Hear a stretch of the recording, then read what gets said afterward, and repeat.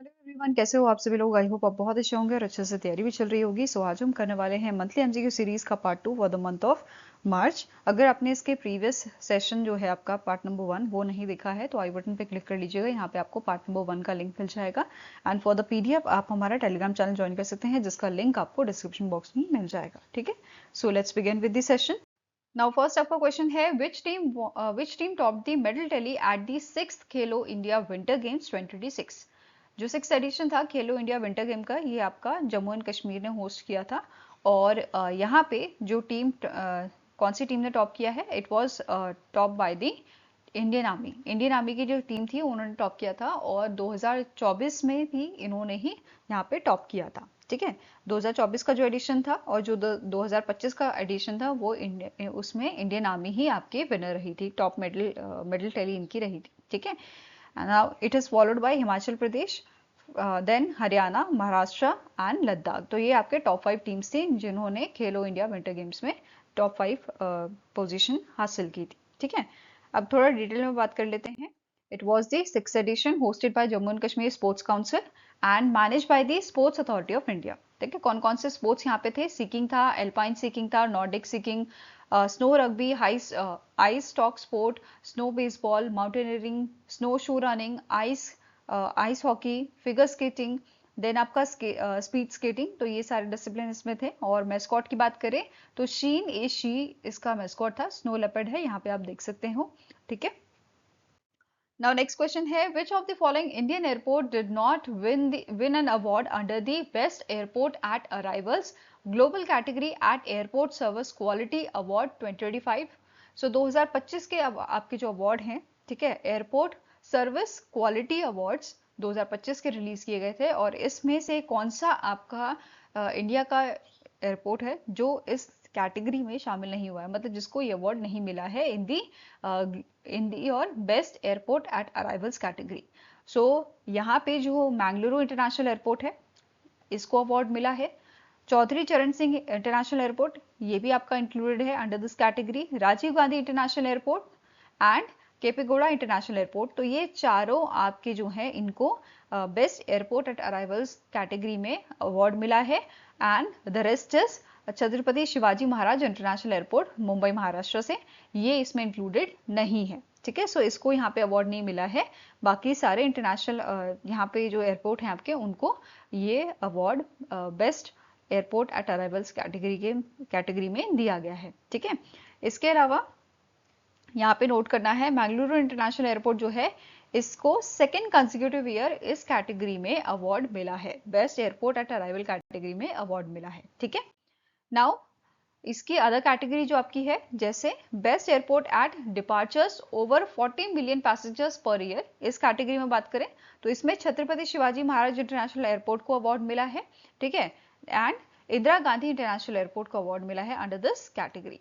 Fine, now इसके अलावा भरेन international airport जो है एंड क्लार्क इंटरनेशनल एयरपोर्ट जो है फिलीपींस का, उसको भी इन कैटेगरीज में यहाँ पे अवार्ड मिले हैं। ठीक है, मतलब अवार्ड के लिए इनको नॉमिनेट किया गया है या इनको बेसिकली एग्जैक्ट जो डेट है वो आपकी सितंबर मंथ की है।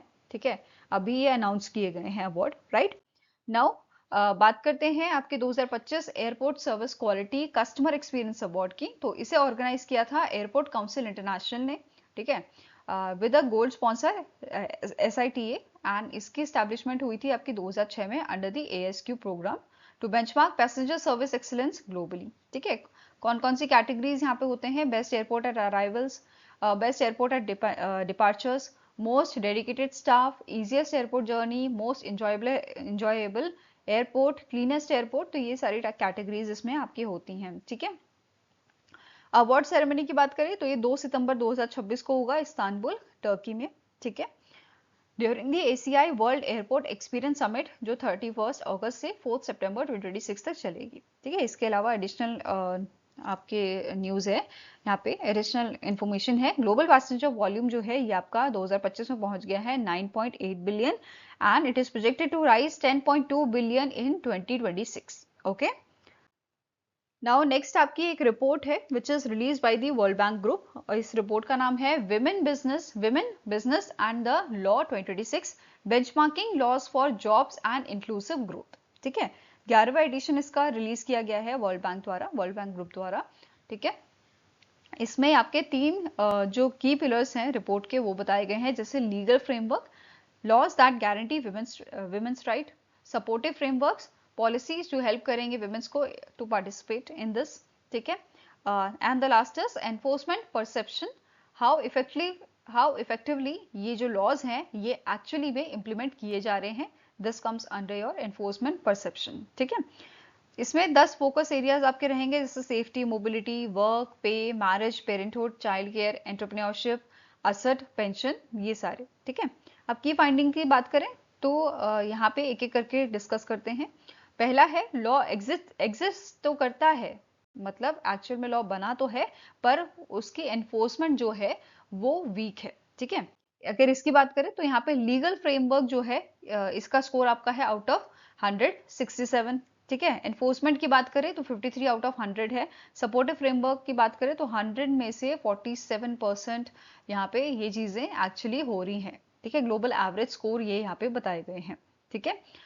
अब यहाँ पे नेक्स्ट क्या बोला है, अगर हम इक्वालिटी की बात कर रहे हैं तो नन ऑफ दी 190 इकोनॉमीज को एक्चुअली यहाँ पे एनालिसिस किया गया है, और 190 इकोनॉमीज यहाँ पे क्या बोला है, none of the 190 economies has received complete legal equality for women. किसी में भी अभी तक आपकी जो है पूरी इक्वालिटी जो है विमेंस के, मतलब अगर हम बात करें विमेंस के और मेंस में, तो लीगल इक्वालिटी यहाँ पे कंप्लीटली किसी भी कंट्री में अभी तक अचीव नहीं की गई है।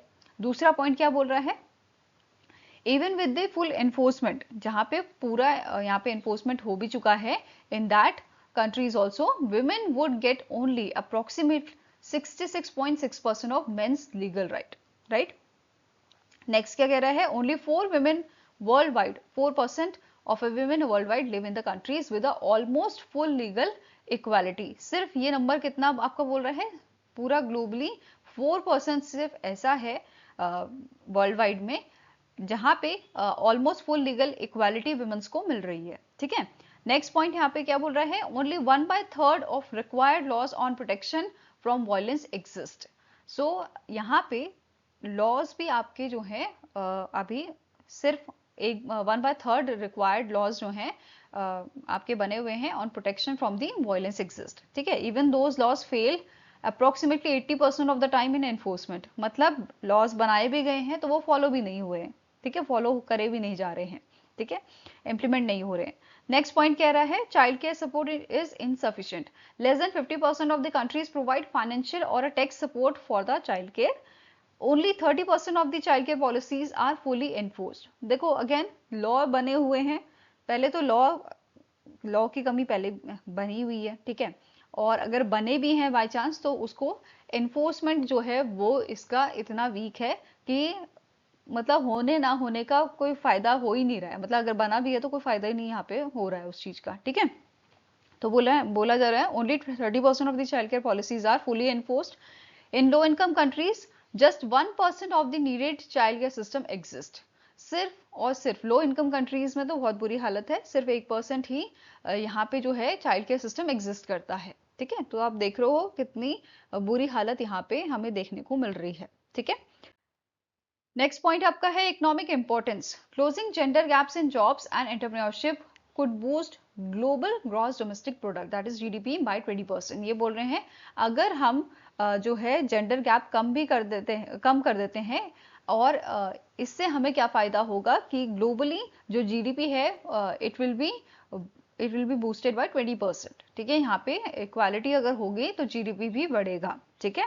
प्रोग्रेस की बात करें तो 2023 से 2025 का डेटा यहाँ पे है, इसमें बोला जा रहा है 68 countries introduce 113 reforms supporting women's and सब सहारा अफ्रीका लेड दी 33 रिफॉर्म्स। 113 में से 33 आपके सब सहारा अफ्रीका में है, ओके। नाउ इस पे बेस क्वेश्चन कर लेते हैं, who release the 11th edition of women business and law 2026 report. So अभी हमने पढ़ा it is release by the world bank group, ठीक है, वर्ल्ड बैंक ग्रुप द्वारा इसको रिलीज किया गया है। Now next is Telecommunication Engineering Center sign an MOU with which IIT to collaborate on advanced telecom research and global standard. So recently जो telecommunication engineering centre है which comes under the ministry of communication, इन्होंने एक agreement sign किया है, एक memorandum of understanding sign किया है कौन सी आईआईटी के साथ, आईआईटी खड़गपुर के साथ, ठीक है, वेस्ट बंगाल में ही आपकी है, to collaborate on advance telecom research and global standardisation, right. अब यहाँ पे थोड़ा डिटेल में पढ़ते हैं, इसका मेन ऑब्जेक्टिव क्या है, डेवलप करना फ्यूचर टेलीकॉम स्टैंडर्ड्स को जो फोकस करेंगे इंडिया स्पेसिफिक स्टैंडर्ड्स में, जैसे 6G में, ठीक है, optical communication systems, non terrestrial network पे, ठीक है, एडवांस की टेक्नोलॉजी पे इनका फोकस रहेगा। They will collaborate on passive optical network and memo, multiple input multiple output, जो आपका इनिशिएटिव जो आपकी टेक्नोलॉजीज हैं इन पे ये फोकस करेंगे इंप्रूव करने के लिए वायरलेस कैपेसिटी एंड स्पीड को, and for the high speed fibre broadband, right. इसके अलावा जो है ये बेसिकली फोकस करेगा on boosting India's global role, जैसे ये स्ट्रेंथन करेगा इंडिया का participation on the global bodies like ITU, international telecommunication union, ठीक है। अब बात करते हैं की एरिया ऑफ कोलैबोरेशन की, तो 6G रिसर्च पे हम कोलैबोरेट करेंगे, ठीक है। नेक्स्ट है AI बेस्ड EMF मॉनिटरिंग पे, इलेक्ट्रोमैग्नेटिक फील्ड मॉनिटरिंग की यहाँ पे बात की जा रही है, जो इंश्योर करेगा safety and regulatory compliance. Then next comes your satellite and integrated network, यहाँ पे रिसर्च बेसिकली आपकी की जाएगी सैटेलाइट कम्युनिकेशन नेटवर्क पे, and it will integrate with the terrestrial network, ठीक है, ये इंटीग्रेट किया जाएगा आपका टेरेस्ट्रियल नेटवर्क पे। नाउ नेक्स्ट आपका क्वेश्चन है, द 7th एडिशन ऑफ धर्मागार्जन, जो जॉइंट मिलिट्री एक्सरसाइज आपकी होती है, एनुअल जॉइंट मिलिट्री एक्सरसाइज ये है, ठीक है, it was held between India and which country at the Chaubatia, Uttarakhand के चौबटा में ये एक्सरसाइज आपकी हुई थी, and it was held between India and Japan, ठीक है, इंडिया और जापान के फोर्सेस के बीच में ये आपकी हुई थी, और यहाँ पे इंडिया की तरफ से लद्दाख स्काउट सोल्जर्स इसमें शामिल हुए थे, एंड जापान की तरफ से Japan ground self defence forces जो हैं वो यहाँ पे शामिल हुई थी from the 32nd infantry regiment, okay. Next question here is, from which date till the ministry of petroleum and natural gas mandate petrol sale with a 20% ethanol blending and maximum and minimum research octane number 95 across India. So recently हमारी जो government है, ठीक है, हमारी जो ministry है, ministry of petroleum and natural gas की, इन्होंने मैंडेटरी किया है petrol sale with a 20% ethanol blending and minimum research octane number 95 across India from the 1 April 2026, ठीक है, 1 अप्रैल 2026 से ये आपकी जो 20% एथेनॉल ब्लेंडिंग की सेल है वो आपकी मैंडेटरी कर दी गई है, ठीक है। अब यहाँ पे एक चीज नोट करना आपको कि हमारा टारगेट था 2030 तक 20% ऑफ एथेनॉल ब्लेंडिंग, और ये चीज हमने 2025-26 में ही आपकी जो है इम्प्लीमेंट कर दी थी, ठीक है, मतलब ये टारगेट हमने 2025-26 में ही पूरा कर दिया था, ठीक है, 20% एथेनॉल ब्लेंडिंग का, fine. Now new ethanol blending rule की अगर हम बात करें, पेट्रोल रूल की, जो 1 अप्रैल 2026 से आपका आएगा, तो petrol must contain up to 20% ethanol, ठीक है, मिनिमम रिसर्च ऑक्टेन नंबर आपका 95 होना चाहिए, and it is applicable to all states and UTs, okay. Next is the Ministry of Environment, Forest and Climate Change of India signed an MOU with which countries? Ministry of Forest and Environment to deepen bilateral cooperation in environmental areas. So हमारी जो Environment Ministry है, Ministry of Environment, Forest and Climate Change, इन्होंने एक agreement sign किया है, एक memorandum of understanding sign किया है हमारे पड़ोसी देश नेपाल के साथ, ठीक है, for deepening the bilateral cooperation in environmental areas, और ये बेसिकली फोकस करेगा आपके फॉरेस्ट एरियाज पे, wild life, environment, biodiversity conservation and climate change पे, ठीक है। Next is, on the occasion of its 75th foundation year celebration, the Employees State Insurance Corporation, that is ESIC, signed an MOU with National Health Authority to integrate the ESI scheme with which flagship healthcare program. So अभी recently 75th foundation day जो है, foundation year celebration आपका हुआ था ESIC का, employ state insurance corporation का, और इस ओकेजन पे एक MOU इन्होंने साइन किया है NHA के साथ, नेशनल हेल्थ अथॉरिटी के साथ, for integrating ESI schemes with the Ayushman Bharat प्रधानमंत्री जन आरोग्य योजना। तो इसके साथ बेसिकली इंटीग्रेट करने के लिए ईएसआई स्कीम को, ठीक है, यहाँ पे ये अग्रीमेंट, ये एमओयू जो है साइन हुआ है between ESIC and national health authority. ठीक है, ये चीज क्लियर हुआ। नाउ इसके अलावा एक और एमओयू यहाँ पे साइन हुआ है ईएसआईसी के बीच में और national accreditation board for testing and calibration laboratories के बीच में, NABL के बीच में। किस चीज के लिए? आपकी जो यहाँ पे क्वालिटी है, क्वालिटी एश्योरेंस जो है एंड एक्रेडिटेशन जो है उसको और अच्छा करने के लिए, एनहांस करने के लिए across ESIC health care facilities. It is sine between ESIC and national accreditation board for testing and calibration. ठीक है, नाउ अब डिटेल में बात करेंगे ईएसआईसी के 75th फाउंडेशन ईयर सेलिब्रेशन जो था। ठीक है, सो पहला पॉइंट क्या बोल रहा है आपका कि ये आपका जो इवेंट है ये कहाँ हुआ था? भारत मंडपम, न्यू दिल्ली में ही हुआ था। ठीक है, ईएसआईसी को स्टैब्लिश कब किया गया था? 1952 में, और इस साल हमने इसका 75th फाउंडेशन ईयर जो है वो उसका सेलिब्रेशन किया है। एंड ये कौन सी मिनिस्ट्री के अंडर काम करती है? Ministry of labour and employment के अंडर ये ईएसआईसी काम करती है। ठीक है, इस ओकेजन पे यहाँ पे अवार्ड्स जो हैं वो भी दिए गए थे, बेस्ट परफॉर्मेंस अवार्ड्स ईएसआईसी के फील्ड ऑफिसर्स जो हैं उनको, and ESIC hospital and medical institution को for recognising excellence in service delivery and health care administration. ठीक है, इसके अलावा कुछ इनिशिएटिव्स यहाँ पे लॉन्च किए गए थे, जैसे 75th मतलब 75 रुपीज का यहाँ पे कॉम्परेटिव कॉइन जो है इशू किया गया है इंडियन गवर्नमेंट द्वारा टू मार्क दी 75 ईयर्स। ठीक है, ईयर ऑफ ईएसआईसी। एंड इसके कंपोजिशन की बात करें तो 50% इसमें सिल्वर है, 40% इसमें कॉपर है, 5% निकल एंड 5% इसमें जिंक आपका है। ठीक है, नेक्स्ट यहाँ पे एक कॉफी टेबल बुक जो है वो रिलीज की गई थी। ठीक है, विच डॉक्यूमेंट्स ईएसआईसी's हिस्ट्री, की माइलस्टोन्स एंड ट्रांसफॉर्मेशन जर्नी, जिसका नाम आपका था ESIC@75। ठीक है, नेक्स्ट है स्वास्थ्य रथ मोबाइल हेल्थ केयर इनिशिएटिव, यहाँ पे लॉन्च किया गया था, जो door step medical services provide करेगा बेनिफिशरीज को। ठीक है, इसके अलावा यहाँ पे स्पेशल सर्विस फोर्टनाइट जो है यहाँ पे लॉन्च किया गया था, जिसकी ड्यूरेशन 24 फरवरी से 10 मार्च तक की आपकी थी। एंड ये कंडक्ट किया गया था ईएसआईसी ऑफिस और हॉस्पिटल्स में। इसका मेन एम था इम्प्रूव करना health care and social security services को।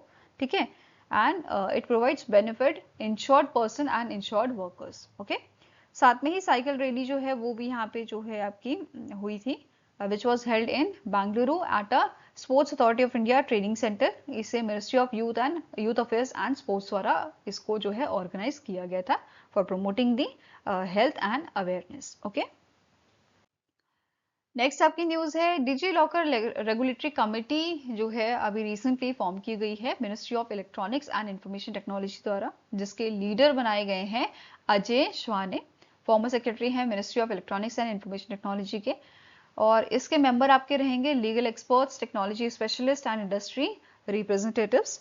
ठीक है, मैंडेट यहाँ पे क्या है कि ये रिव्यू करेंगे एग्जिस्टिंग डिजिटल लॉकर रूल्स को एंड डेवलप करेंगे road map for entity locker ecosystem expansion and commercialisation को। ठीक है, विजन क्या है? सपोर्ट करना विकसित भारत गोल्स को by enhancing ease of living for citizens and ease of doing business for organisation. ठीक है, डिजी लॉकर की बात करें तो इसको कब लागू आपका लॉन्च किया गया था? 2015 में इसको लॉन्च किया गया था under the digital India programme. और इसका मेन पर्पस क्या था? सिक्योर करना क्लाउड बेस्ड प्लेटफॉर्म को for storage, issuance, access and verification of authentic digital document. यहाँ पे आप अपना आधार, पैन, ये सारी चीजें जो है आराम से डिजिटली स्टोर कर सकते हैं। ठीक है, नेक्स्ट चीज यहाँ पे लॉन्च किया गया है blockchain India challenge and it was launch by the S Krishnan द्वारा इसको लॉन्च किया गया था न्यू दिल्ली में। और इसे ब्लॉकचेन इंडिया चैलेंज जो है इसको एग्जीक्यूट किया जाएगा by the centre for development of advance computing Hyderabad. ठीक है, इनके द्वारा, इस ऑर्गेनाइजेशन द्वारा, सीडेक हैदराबाद द्वारा इसको जो है आपका यहाँ पे एग्जीक्यूट किया जाएगा। और इसका मेन ऑब्जेक्टिव क्या है कि हमारी जो स्टार्टअप्स हैं उनको एनकरेज करना for building blockchain based solutions for the governance. Right, next आपका है, इसमें फोकस एरिया आपका किसका रहेगा? ई प्रोक्योरमेंट में, पब्लिक डिस्ट्रीब्यूशन सिस्टम में, ठीक है, land records, health care, agriculture and internet of things में इसका फोकस एरिया रहेगा।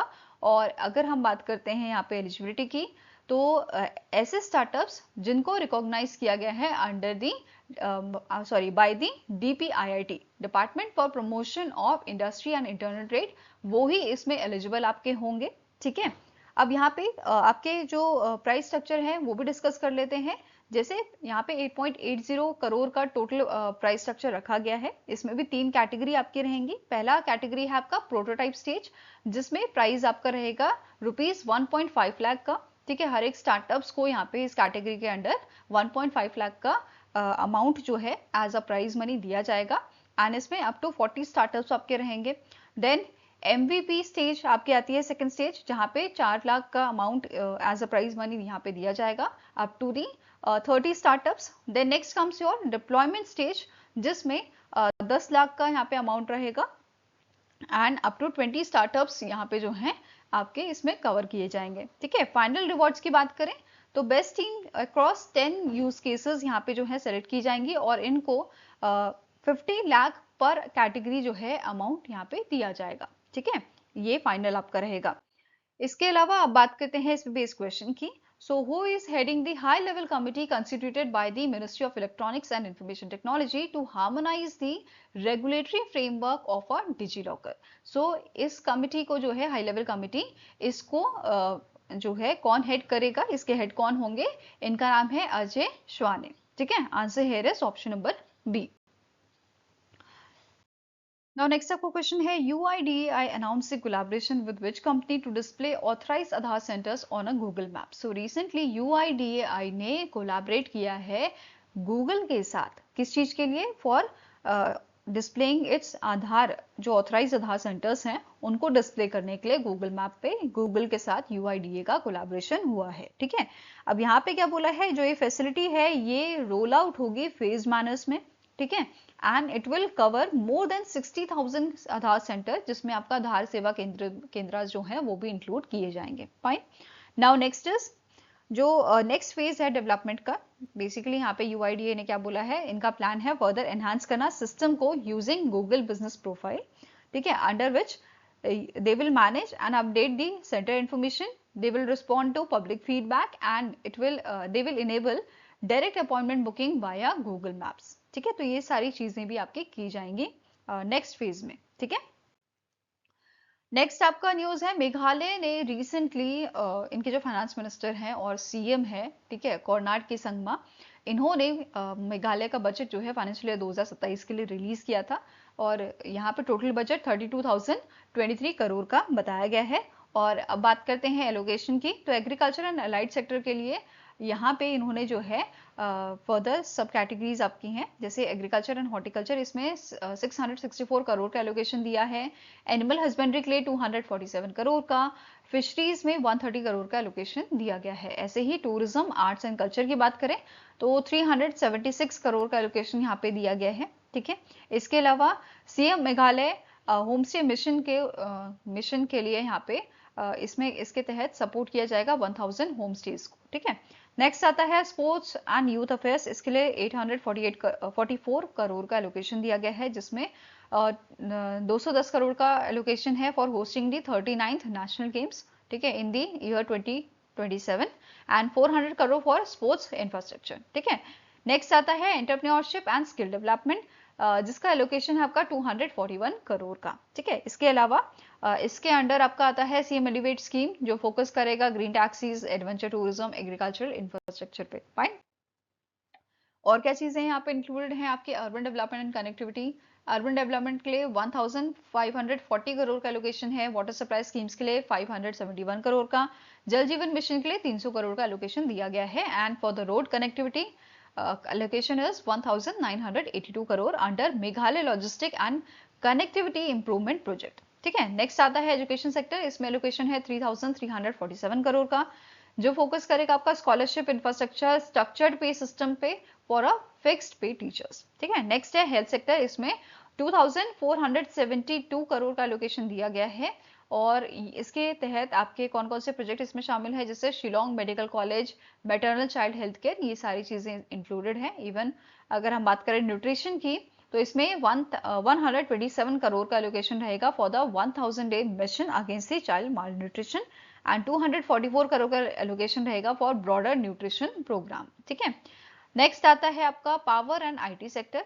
पावर सेक्टर के लिए 1123 करोड़ का एलोकेशन है and IT and digital connectivity के लिए 149 करोड़ का।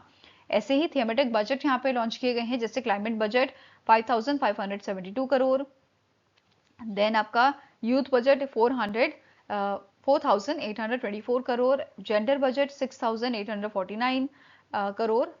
ठीक है, तो ये सारी चीजें यहाँ पे आपकी बताई गई हैं। ठीक है, नेक्स्ट आता है आपका टॉपिक ओबिचरी का। तो रिसेंटली